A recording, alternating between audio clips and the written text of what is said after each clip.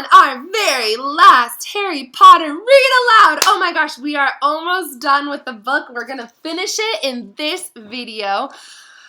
I'm just so excited. I wish I could be in class celebrating with you and we could have another Harry Potter day. We could wear our glasses. And I really, really wanted to make wands with you this year, but obviously with all the stuff going on, we weren't able to. Maybe you guys could do it. All you need is a dowel and some hot glue if your parents are willing to help you. Anyway, though, I miss you and I wish we could do this together, but I'm excited I get to do this with you through video. So I hope you enjoy. We are in the very last chapter, chapter 18. It's called Dobby's Reward. I showed you the picture in the last video, and I'm so excited to be reading this with you guys. I hope you enjoy. Sit back. I gotta grab my blanket because this is a big finale finish, and I hope you enjoy, okay? For a moment there was silence as Harry, Ron, Ginny, and Lockhart stood in the doorway covered in muck and slime, and in Harry's case, blood. Then there was a scream. Ginny!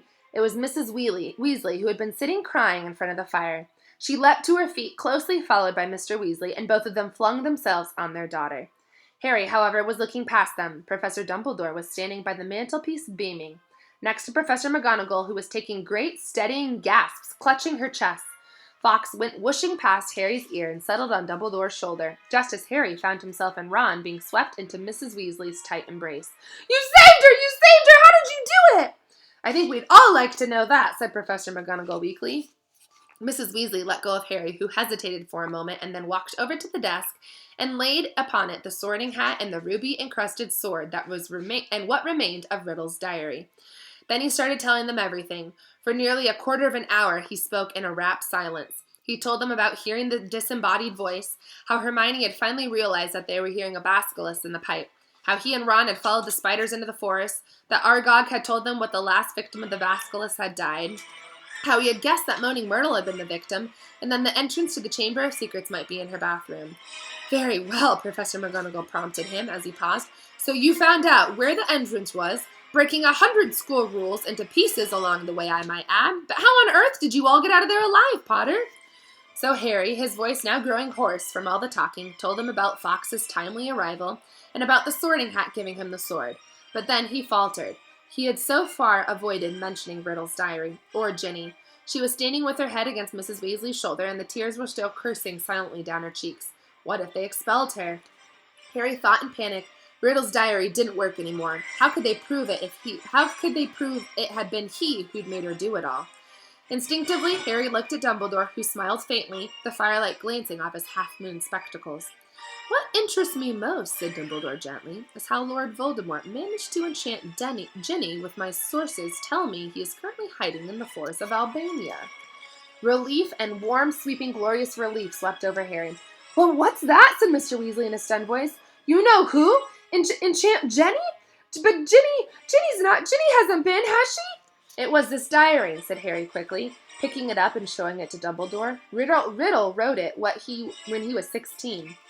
Dumbledore took the diary from Harry, peered keenly down his long crooked nose at the burnt and soggy pages.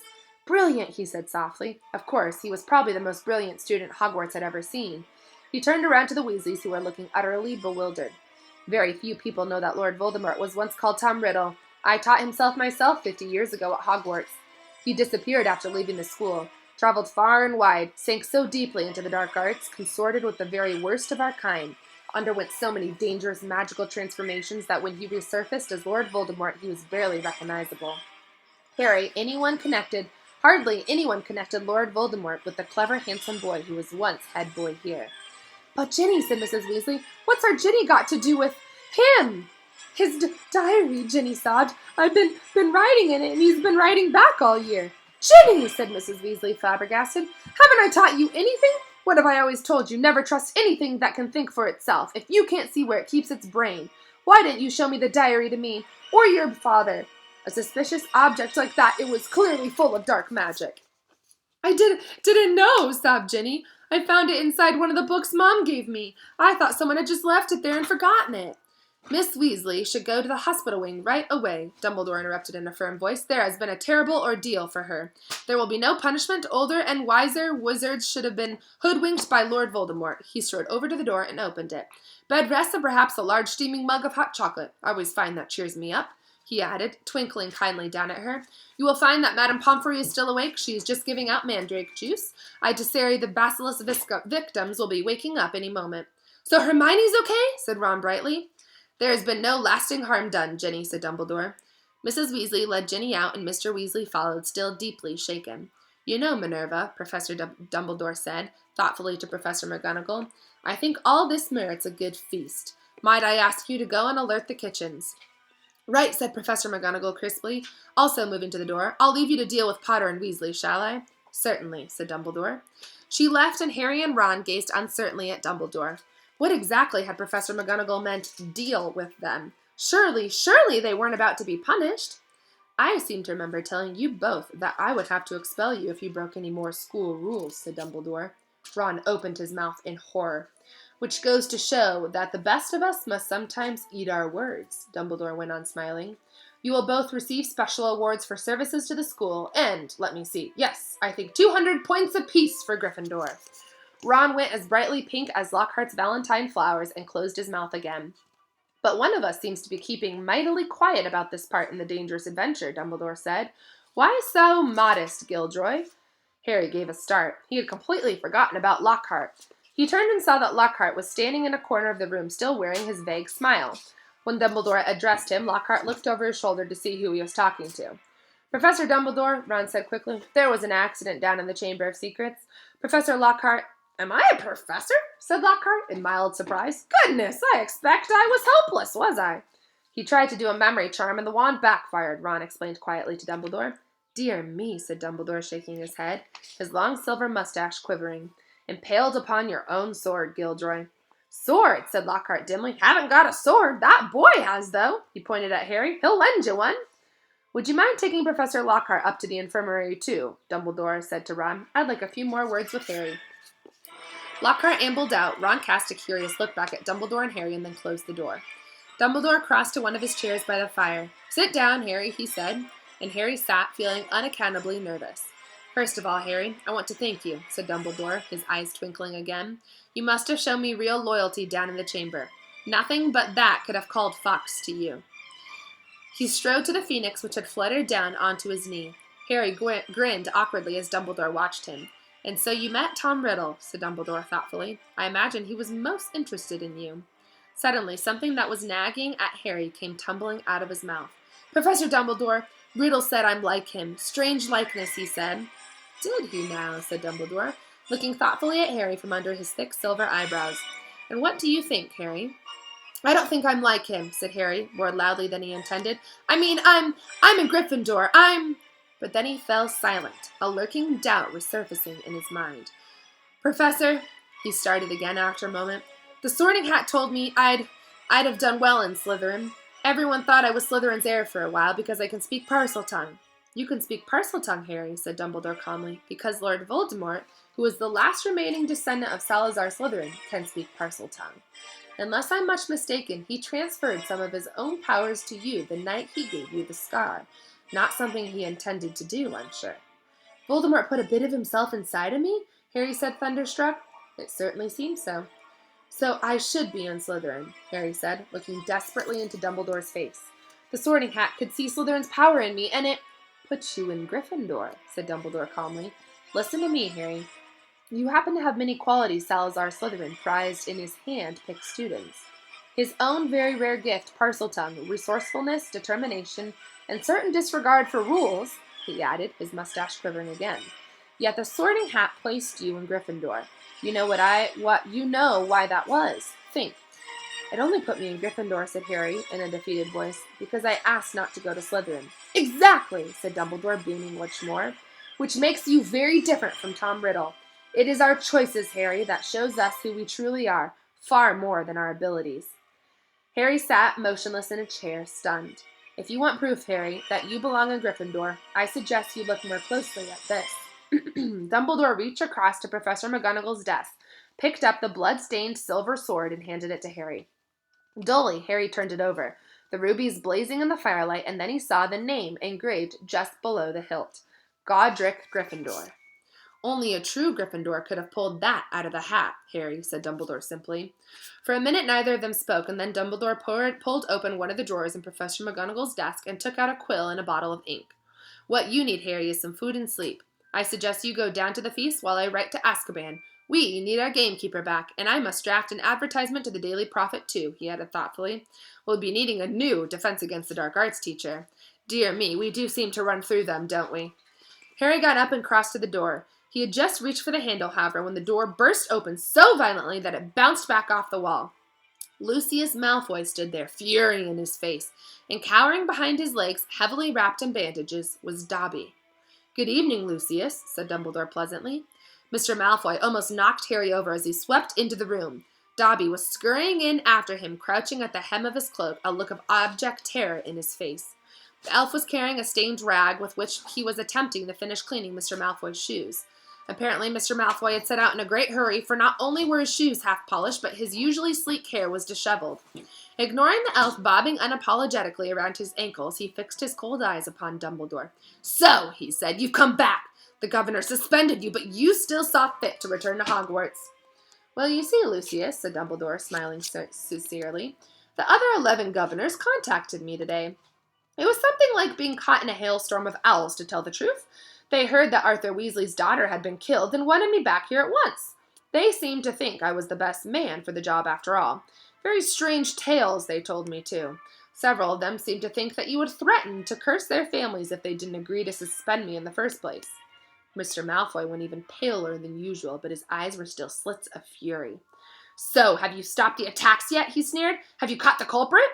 "We have," said Dumbledore with a smile. "Well," said Mr. Malfoy sharply, "who is it?" "The same person as last time, Lucius," said Dumbledore, "but this time Lord Voldemort was acting through somebody else by means of this diary." He held up the small black book with a large hole through the center, watching Mr. Malfoy closely. Harry, however, was watching Dobby. The elf was doing something very odd. His great eyes fixed meaningfully on Harry, he kept pointing at the diary and then at Mr. Malfoy, and then hitting himself hard on the head with his fist. "I see," said Mr. Malfoy slowly to Dumbledore. "A clever plan," said Dumbledore in a level voice, still staring Mr. Malfoy straight in the eye. "Because if Harry here—" Mr. Malfoy shot Harry a swift, sharp look. "And as Ron hadn't discovered this book, why, Ginny Weasley might have taken all the blame. No one would ever have been able to prove she hadn't acted on her own free will." Mr. Malfoy said nothing. His face was suddenly mask-like. "And imagine," Dumbledore went on, "what might have happened then.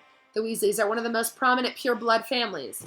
Imagine the effect on Arthur Weasley and his Muggle Protection Act if his own daughter was discovered attacked and killing Muggleborns.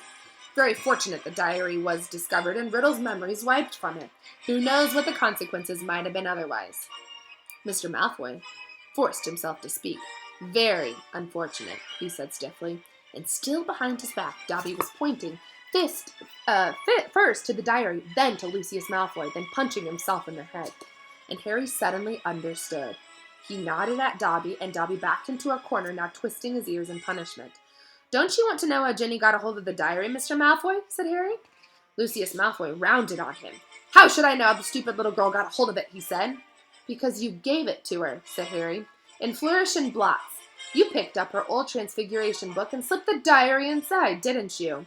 He saw Mr. Malfoy's white hands clench and unclench. "Prove it," he hissed. "Oh, no one will be able to do that," said Dumbledore, smiling at Harry. "Not now that Riddle has vanished from the book. On the other hand, I would advise you, Lucius, not to go giving out any more of Lord Voldemort's old school things. If any more of them find their way into innocent hands, I think Arthur Weasley, for one, will make sure that they are traced back to you." Lucius Malfoy stood for a moment, and Harry distinctively saw his right hand twitch as though he was longing to reach for his wand, and instead he turned to the house elf. "We're going, Dobby!" He wrenched open the door, and as the elf came hurrying up to him, he kicked him right through it. They could hear Dobby squealing with pain all the way down the corridor. Harry stood for a moment thinking hard, and then it came to him. "Professor Dumbledore," he said hurriedly, "can I give that diary back to Mr. Malfoy, please?" "Certainly, Harry," said Dumbledore calmly, "but hurry. The feast, remember?" Harry grabbed the diary and dashed out of the office. He could hear Dobby's squeals of pains receding around the corner. Quickly, wondering if this plan could possibly work, Harry took off one of his shoes, pulled off his slimy, filthy sock, and stuffed it into the diary, then ran down the dark corridor. He caught up with him at the top of the stairs. "Mr. Malfoy," he gasped, getting to a halt, "I've got something for you." and then he forced the smelly sock into Lucius Malfoy's hand. "What the?" Mr. Malfoy ripped the sock off the diary, threw it aside, and then looked furiously from the ruined book to Harry. "You'll meet the same sticky end as your parents one of these days, Harry Potter," he said softly. "They were meddlesome fools, too." He turned to go. "Come, Dobby, I said come!" But Dobby didn't move. He was holding up Harry's disgusting, slimy sock and looking at it as though it were a priceless treasure. "Master has given a sock," said the elf in wonderment. "Master gave it to Dobby." "What's that?" spat Mr. Malfoy. "What did you say?" "Got a sock," said Dobby in disbelief. "Master threw it, and Dobby caught it, and Dobby is free!" Lucius Malfoy stood frozen, staring at the elf. Then he lunged at Harry. "You lost me my servant, boy!" But Dobby shouted, "You shall not harm Harry Potter!" There was a loud bang, and Mr. Malfoy was thrown backward. He crashed down the stairs 3 at a time, landing in a crumpled heap on the landing below. He got up, his face livid, and pulled out his wand, but Dobby raised a long, threatening finger. "You shall go now," he said fiercely, pointing down at Mr. Malfoy. "You shall not touch Harry Potter! You shall go now!" Lucius Malfoy had no choice. With that last incensed stare at the pair of them, he swung his cloak around and hurried up at the sight. "Harry Potter freed Dobby!" said the elf shrilly, gazing up at Harry, moonlight from the nearest window reflected in his orb-like eyes. "Harry Potter set Dobby free!" "Least I could do, Dobby," said Harry, grinning. "Just promise never to try and save my life again." The elf's ugly brown face split suddenly into a wide, toothy smile. "I've just got one question, Dobby," said Harry, as Dobby pulled on Harry's sock with shaking hands. "You told me all this had nothing to do with He Who Must Not Be Named, remember?" "Well, it was a clue, sir," said Dobby, his eyes widening as though this was obvious. "Was giving you a clue. The Dark Lord, before he changed his name, could be freely named, you see." "Right," said Harry weakly. "Well, I better go. There's a feast, and my friend Hermione should be awake by now." Dobby threw his arms around Harry's middle and hugged him. "Harry Potter is greater by far than Dobby knew," he sobbed. "Farewell, Harry Potter!" And with a loud final crack, Dobby disappeared. Harry had been to several Hogwarts feasts, but never one quite like this. Everybody was in pajamas, and the celebration lasted all night. Harry didn't know whether the best bit was Hermione running toward him screaming, "You solved it! You solved it!" or Justin hurrying over from the Hufflepuff table to wring his hand and apologize endlessly for suspecting him, or Hagrid turning up at 3:30, cuffing Harry and Ron so hard on their shoulders that they were nearly knocked into their plates of trifle, or his and Ron's 400 points for Gryffindor securing the House Cup for the 2nd year running. Or Professor McGonagall standing up to tell them that all of the exams had been canceled as a school treat. Or Dumbledore announcing that, unfortunately, Professor Lockhart would be unable to return next year, owing to the fact that he needed to go away and get his memory back. Quite a few of the teachers joined in the cheering for that news. "Shame," said Ron, helping himself to a jam donut. He was starting to grow on me. The rest of the final term passed in a haze of blazing sunshine. Hogwarts was back to normal with only a few small differences. Defense Against the Dark Arts classes were canceled, and Lucius Malfoy had been sacked as the school governor. Draco was no longer strutting around school as though he owned the place. On the contrary, he looked resentful and sulky. On the other hand, Ginny Weasley was perfectly happy again. Too soon it was time for the journey home down the Hogwarts Express. Harry, Ron, Hermione, Fred, George, and Ginny got on the compartments to themselves. They made the most of the last few hours in which they were allowed to do magic before the holidays. They played Exploding Snap, set off very last for Fred and George filibuster fireworks, and practiced disarming each other by magic. Harry was getting very good at it. They were almost at King's Cross when Harry remembered something. "Ginny, what did you see Percy doing that he didn't want you to tell anyone?" "Oh, that," said Ginny, giggling. "Well, Percy's got a girlfriend." Fred dropped a stack of books on George's head. "What?" "It's that Ravenclaw prefect, Penelope Clearwater," said Ginny. "That's who he was writing to all last summer. He's been meeting her all over school in secret. I walked in on them kissing in an empty classroom one day. He was so upset when she was, attacked. You won't tease him, will you?" she added anxiously.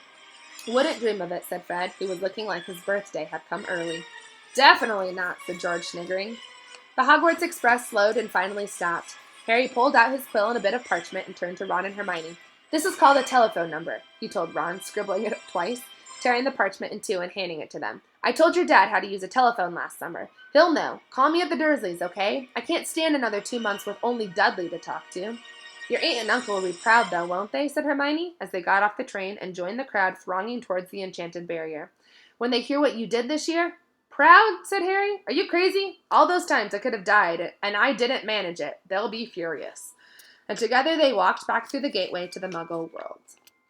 Ah, we're done, guys! The end! End of Harry Potter and the Chamber of Secrets. Whew, this has been a long time coming. I hope you guys enjoyed the book. Make sure you watch the clips for it. I had so much fun reading this with you. We're going to come on and read a couple more picture books before the end of the year is up. So I miss you guys. I hope you have a great rest of your day and enjoy.